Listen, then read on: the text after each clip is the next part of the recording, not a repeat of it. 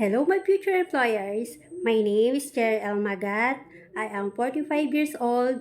I live in Bisal, Manawag, Pangasinan, Philippines. I have a happy family with my husband and daughter. She is 13 years old. I am 2 years college graduate as a computer programming. I worked in Hong Kong for 3 years in 3 different employers. My first employers, I taking care elderly. She is 77 years old from August 15, 2019 until August 15, 2021. I finished my contract. My main duties are cooking, cleaning, marketing, laundrying, and preparing breakfast and dinner for her. My second employer, 2 adults, 1 child.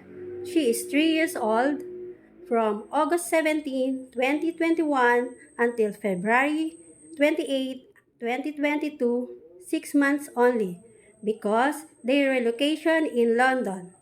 My main duties are cooking, marketing, cleaning, laundrying, ironing, and taking care of child, and sometimes I teach them how to recognize the colors and numbers.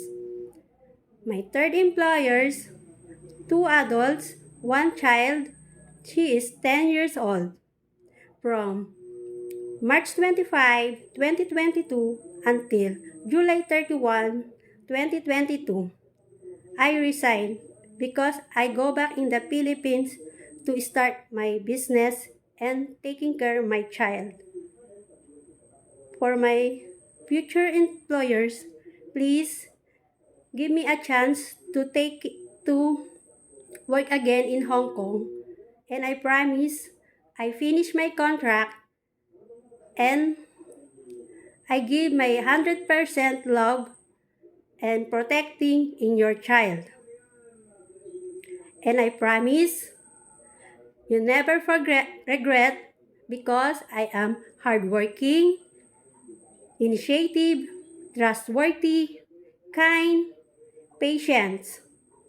Again, my future employer, please give me a chance to work again.